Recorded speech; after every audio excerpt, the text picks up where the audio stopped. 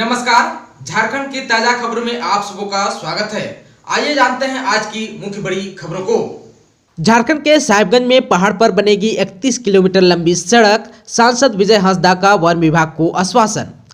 झारखंड के साहिबगंज में पहाड़ पर रहने वाले लोगों के लिए विकास का द्वार खोलने की पहल की गई है। पहाड़ पर रहने वाले लोगों को बेहतर सड़क सुविधाएं मिलेगी। ये गांव सीधे जिला मुख्यालय से जुड़ जाएगा।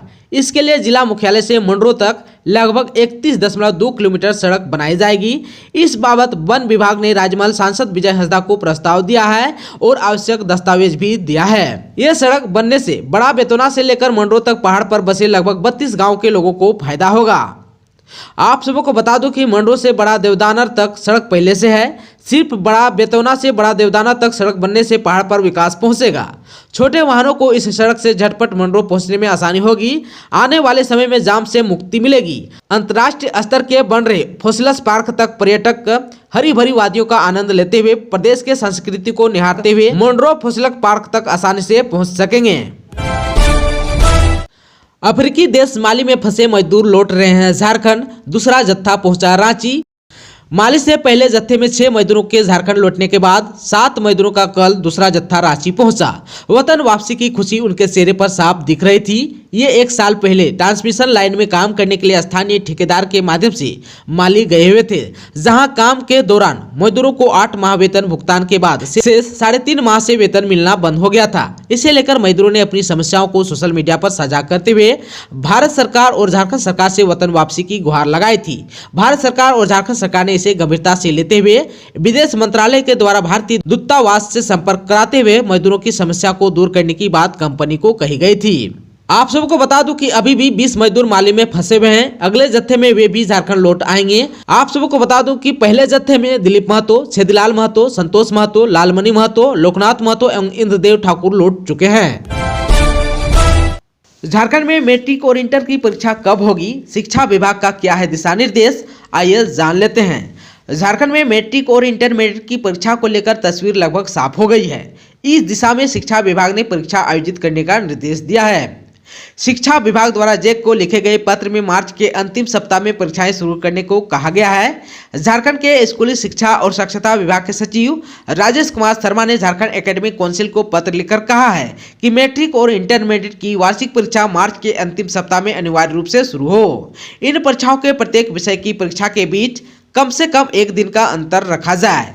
पत्र मिलने के साथ ही झारखंड एकेडमिक काउंसिल मैट्रिक और इंटरमीडिएट की परीक्षा आयोजित करने की तैयारी में जुट गई है।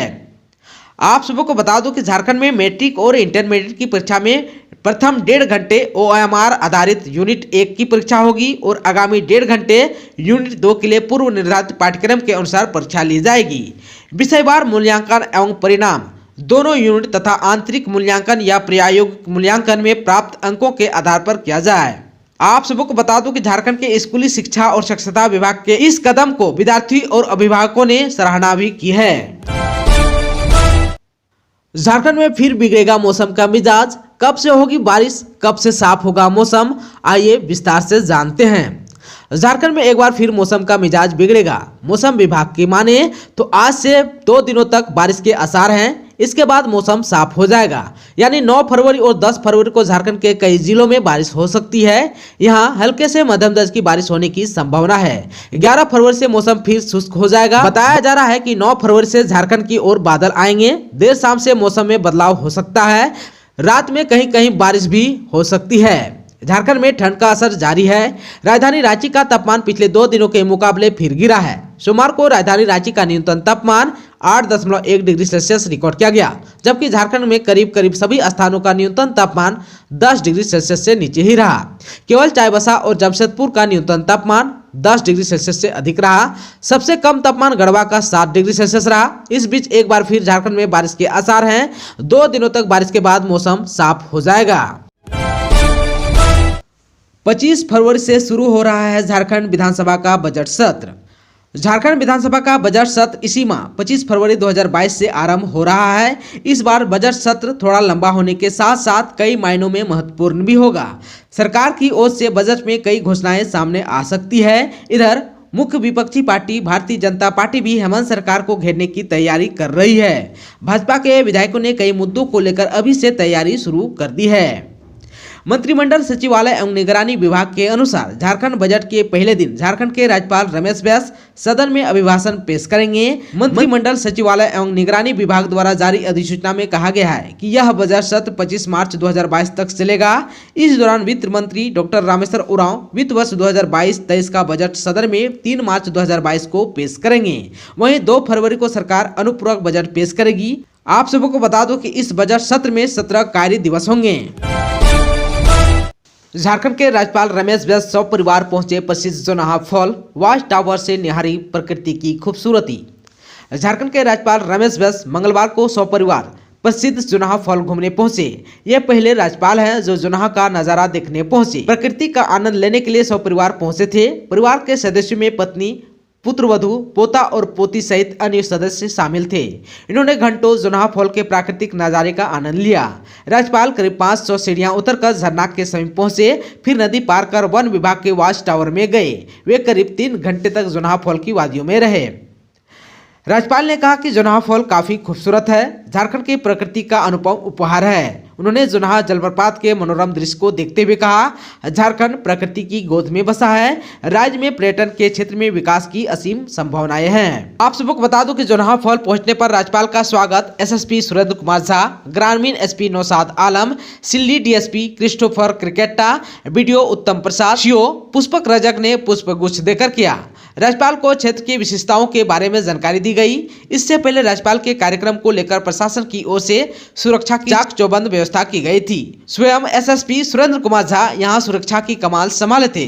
जोनाहा फॉल घूमने आने वाले रमेश बैस झारखंड के पहले राज्यपाल हैं। जोनाहा फॉल में उनके पहुंचने से क्षेत्र के लोगों को यहां की विकास की उम्मीद जगी है। झारखंड के शिक्षकों के लिए बहुत बड़ी खुशखबरी, जल्द इस काम से मिलेगी मुक्ति। एक ओर जहां सरकारी और गैर सरकारी स्कूलों को खोले जाने का निर्णय लिया गया है, वहीं दूसरी ओर सरकारी स्कूलों के शिक्षकों को कोविड ड्यूटी में लगाए जाने से पठन पाठन बाधित भी हो रही है। हालांकि सोमवार को हुई समीक्षा बैठक में डीसी छवि रंजन ने कोविड ड्यूटी पर लगे शिक्षकों को पूरी तरह से हटाए जाने के संकेत दे दिए हैं।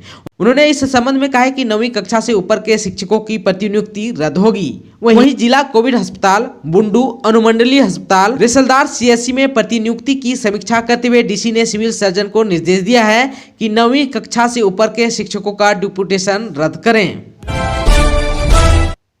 झारखंड में बम्पर बहाली, 583 उत्पाद सिपाहियों की होगी नियुक्ति, सिर्फ मैट्रिक उत्तीर्ण होना अनिवार्य। झारखंड के उत्पाद एवं मद्य निषेध विभाग में 583 उत्पाद सिपाहियों की नियुक्ति होगी। विभाग से अधियाचना मिलने के बाद झारखंड कर्मचारी चयन आयोग ने उत्पाद सिपाही प्रतियोगिता परीक्षा 2022 की प्रक्रिया शुरू करते हुए इसका विज्ञापन भी जारी कर दिया। आयोग द्वारा जारी सूचना के अनुसार इस परीक्षा में शामिल होने के लिए 25 फरवरी से 26 मार्च तक ऑनलाइन फॉर्म भरे जाएंगे। उत्पाद सिपाही के पदों पर नियुक्ति के लिए सिर्फ मैट्रिक या 10वीं उत्तीर्ण होना अनिवार्य है। सामान्य श्रेणी के अभ्यर्थियों के लिए यह परीक्षा झारखंड के स्कूलों से उत्तीर्ण होना अनिवार्य होगा। अन्य श्रेणी के अभ्यर्थियों को इससे छूट दी गई है। नियुक्ति परीक्षा 3 चरणों में होगी। इनमें शारीरिक दक्षता परीक्षा, लिखित परीक्षा तथा चिकित्सीय जांच शामिल है। लिखित परीक्षा 3 पत्रों की होगी। पहले पत्र में भाषा ज्ञान, दूसरे पत्र में क्षेत्रीय एवं जनजातीय भाषा तथा तीसरे पत्र में सामान्य अध्ययन की परीक्षा होगी। आयोग ने झारखंड सरकार के निर्देश पर इस परीक्षा में शामिल होने हेतु आवेदन के साथ महज 100 रुपये परीक्षा शुल्क तय किया है। अनुसूचित जाति तथा अनुसूचित जनजाति के लिए यह शुल्क मात्र 50 रुपये निर्धारित है। झारखंड के 8 जिलों से एक भी संक्रमित नहीं, पूर्वी सिंहभूम से 139 और रांची से 50 संक्रमित मिले। झारखंड वासियों के लिए यह राहत भरी खबर है। कोरोना की तीसरी लहर का प्रकोप थमने के करीब है। सोमवार को राज्य के 8 जिलों से एक भी कोरोना संक्रमित नहीं मिले। राज्य में रांची और पूर्वी सिंहभूम 2 ही ऐसे जिले हैं जहां बड़ी संख्या में संक्रमित पाए जा रहे हैं। सोमवार को रांची से 50 और पूर्वी सिंहभूम में 139 संक्रमित मिले। आप सबको बता दूं कि नए संक्रमितों से अधिक स्वस्थ होने वालों की संख्या होने की वजह से सक्रिय मरीजों की संख्या में कमी आ रही है। आप सबको बता दूं सोमवार को 24 घंटे में राज्य में कुल 280 संक्रमित मिले। रांची और पूर्वी सिंहभूम के अतिरिक्त पलामू में ही एकमात्र ऐसा जिला है जहां 20 से अधिक संक्रमित मिले हैं। चतरा, गिरिडीह, गुमला, हजारीबाग, कोडरमा, पाकुड़, साहिबगंज और सरायकला में एक भी संक्रमित नहीं मिला है। वहीं नए मरीजों के साथ राज्य में कुल संक्रमितों की संख्या 4,31,905 हो गई। अच्छी बात तो यह है कि इनमें से 4,24,171 लोग स्वस्थ हो चुके हैं। सोमवार को राज्य में कुल 473 लोगों ने कोरोना को मात दी है। राज्य में अब तक कोरोना से 5,313 लोगों की मौत हो चुकी है। सोमवार को बोकारो और हजारीबाग में एक एक की मौत हुई है। इसके साथ ही राज्य में कुल सक्रिय मरीजों की संख्या घटकर 2421 रह गई है। इनमें से सबसे अधिक सक्रिय मरीज राजधानी रांची में 805 हैं। इसके अलावा पूर्वी सिंहभूम में 521, देवघर में 221, बोकारो में 164 और सिमडेगा में 111 सक्रिय मरीज है। राज्य के अन्य जिलों में सक्रिय मरीजों की संख्या 100 से नीचे है। फिलहाल राज्य के सभी जिलों में सक्रिय मरीज हैं। झारखंड के 5 जिलों में बंद इंटरनेट सेवा दोबारा शुरू। सरकार ने अफवाहों को रोकने के लिए सेवा की थी बाधित। झारखंड के कोडरमा समेत 5 जिलों में बंद इंटरनेट सेवा एक बार फिर से शुरू हो गई है। कोडरमा और हजारीबाग जिलों में 2 पक्षों के बीच उत्पन्न विवाद के बाद राज्य सरकार ने अफवाहों को रोकने के उद्देश्य से राज्य के 5 जिलों में इंटरनेट सेवा को बंद कर दिया था। इंटरनेट सेवा बंद होने से कई कार्यों पर असर देखने को मिला। दोस्तों, चैनल पर आप नए हैं तो प्लीज चैनल को सब्सक्राइब कर बेल आइकन को दबा दीजिए ताकि खबरों का अपडेट आपको मिलता रहे।